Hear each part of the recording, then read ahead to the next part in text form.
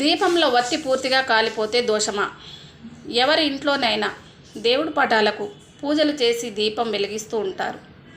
అలా వెలిగించిన దీపంలో వత్తి పూర్తిగా కాలిపోతే దోషమా అనే సందేహం చాలామందిలో ఉంటుంది. అలా వెలిగించిన దీపంలోని వత్తి పూర్తిగా కాలిపోతే ఎటువంటి దోషమూ ఉండదు.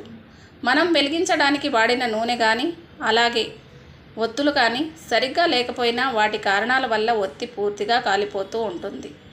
అలాంటి సమయంలో వెలిగించే నూనె మార్చుకోవడం లేదా ఒత్తులు చేసి దూదితోటి మళ్ళీ పెట్టుకొని వెలిగించుకోవటం మంచిది.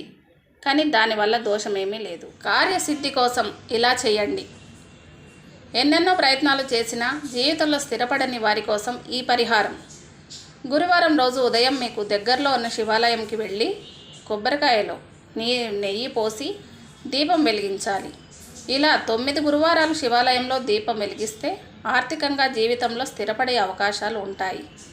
అలాగే గురువారం రోజున ఆవుకి గడ్డి లేదా పండ్లు కూరగాయలు తినిపిస్తే ధనప్రాప్తి కలుగుతుంది. ధర్మ సందేహాలు. అన్న కంటే ముందు తమ్ముడు పెళ్లి చేసుకోకూడదు. దేవుడికి నైవేద్యం పెట్టే సమయంలో ఘంటానాదం చేయకూడదు.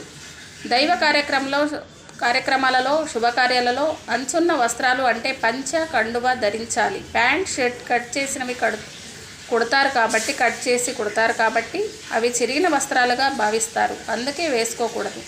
పూజలో ముద్దగా నెయ్యి గంధం మాత్రమే వాడాలి. పల్చగా నీరులాగా ఉండేది వాడకూడదు. మనం చేసే పాపాలు మనని వెన్నంటే ఉంటాయి.